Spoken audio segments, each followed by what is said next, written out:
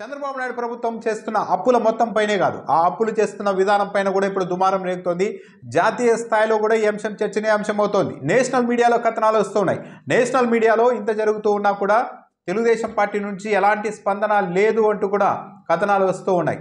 బుగ్గన రాజేంద్రనాథ్ రెడ్డి మాజీ ఆర్థిక మంత్రి తెలుగుదేశం పార్టీకి ఓపెన్గా మరో సవాల్ని కూడా విసిరారు. రఫా అని ఎవరైనా మాట్లాడితే దానిపైన ప్రెస్ మీట్లు పెట్టి కౌంటర్లు ఇచ్చిన ఏపీ ఆర్థిక మంత్రి పయ్యావుల కేశవ్ కూడా ఇంత తీవ్రమైన అప్పుల అంశంపై ఎందుకు మాట్లాడడం లేదు అన్న ప్రశ్నలు కూడా ప్రధానంగా వస్తూ ఉన్నాయి.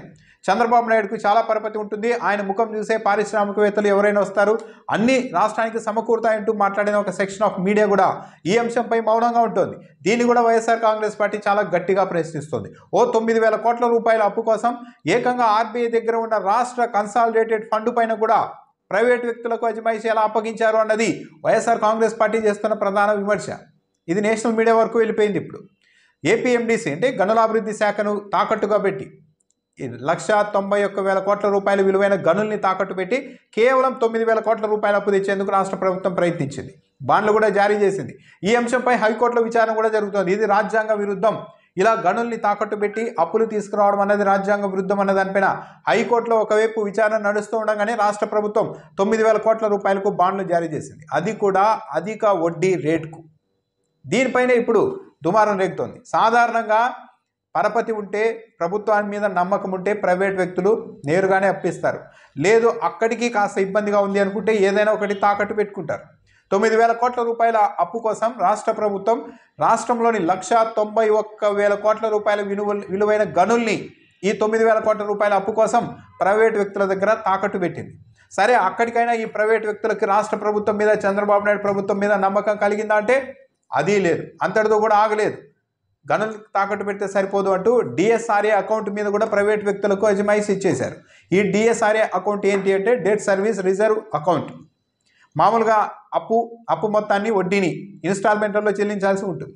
ఈ ఇన్స్టాల్మెంట్లలో చెల్లించే మొత్తాన్ని 6 నెలల ముందే ఈ డిఎస్ఆర్ఏ అకౌంట్లో రాష్ట్ర ప్రభుత్వం డిపాజిట్ చేసేలా ఇంకో కండిషన్ పెట్టుకున్నారు. అంటే అప్పటికప్పుడు ఇన్స్టాల్మెంట్ కట్టలేక ఎక్కడ రాష్ట్ర ప్రభుత్వం చేతులు ఎత్తేస్తుందో అని అప్పులు ఇచ్చిన ప్రైవేట్ వ్యక్తులు అభ్యంతరం చెబుతూ ఉండడంతో వాళ్ళు దాని మీద కూడా ధీమా పెంచేందుకు రాష్ట్ర ప్రభుత్వం డిఎస్ఆర్ఏ అకౌంట్ని ప్రైవేట్ వ్యక్తుల చేతిలో పెడుతోంది. అంటే 6 నెలల ముందే ఇన్స్టాల్మెంట్ మొత్తాన్ని ఆ ఖాతాలో పెడతాం, అక్కడ నుండి మీరు తీసుకెళ్ళండి అని చెప్పారు.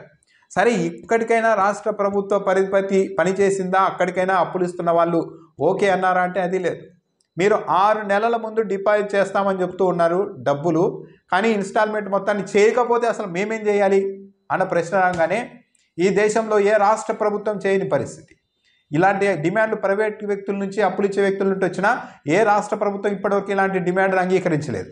ఒక రాష్ట్ర ప్రభుత్వం మాత్రం కేవలం 9,000 కోట్ల రూపాయల అప్పు కోసం ఆర్బీఐ దగ్గర ఉండే రాష్ట్ర కన్సాలిడేటెడ్ ఫండ్ పైన కూడా పూర్తి అజమాయిషీని ఈ ప్రైవేట్ వ్యక్తులకు ఇచ్చేశారు. ఒకవేళ ఆ ఇన్స్టాల్మెంట్ని 6 నెలల ముందు మేము డిపాజిట్ చేయలేకపోతే, ఇన్స్టాల్మెంట్ సకాలంలో చెల్లించకపోతే నేరుగా ఆర్బీఐ దగ్గర ఉన్న రాష్ట్ర కన్సాలిడేటెడ్ ఫండ్ నుంచి డబ్బులు తీసేసుకోవచ్చు మీరంటూ ప్రైవేట్ వ్యక్తులకు రాష్ట్ర ప్రభుత్వం అజమాయిషీ ఇచ్చేసింది. అది కూడా ఒక్క మాట కూడా రాష్ట్ర ప్రభుత్వానికి చెప్పాల్సిన అవసరం లేదు. మేము ఆర్బీఐ దగ్గర నుండి మా ఇన్స్టాల్మెంట్ డబ్బులు తీసుకుంటున్నామని రాష్ట్ర ప్రభుత్వానికి చెప్పాల్సిన అవసరం కూడా లేకుండా కండిషన్ పెట్టేసుకున్నారు.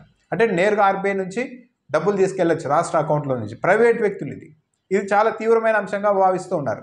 రకరకాల అత్యవసర అవసరాల కోసం, జీతాల కోసం ఆర్బీఐ దగ్గర కన్సాలిడేటెడ్ ఫండ్లో డబ్బులు ఉంటాయి.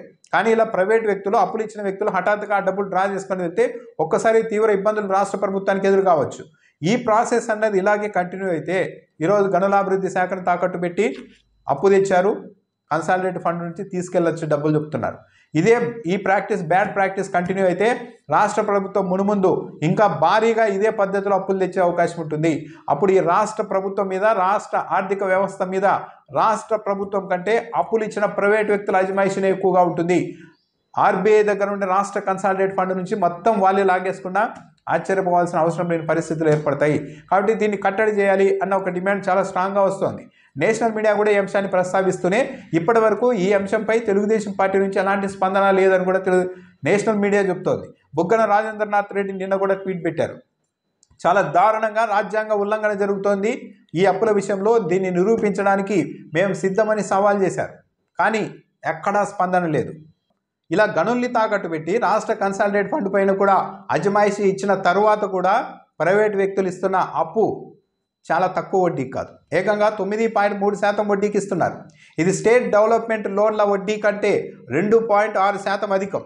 ఈ పరిస్థితి వల్ల రాష్ట్ర ప్రభుత్వ ఖజానా పైన ఏటా ఈ అప్పు కోసమే 235 కోట్ల రూపాయల భారం పడిపోతుంది.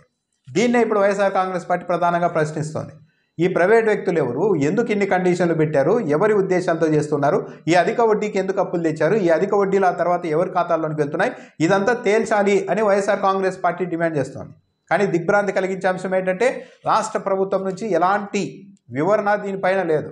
గతంలో జగన్మోహన్ రెడ్డి హయాంలో రకరకాల ఆరోపణలు చేసిన కూటమి ప్రభుత్వం మాత్రం, మీడియా మాత్రం ఇంత దారుణంగా ఈ విధంగా అప్పులు చేస్తూ ఉంటే మాత్రం ఎక్కడా స్పందించడం లేదు.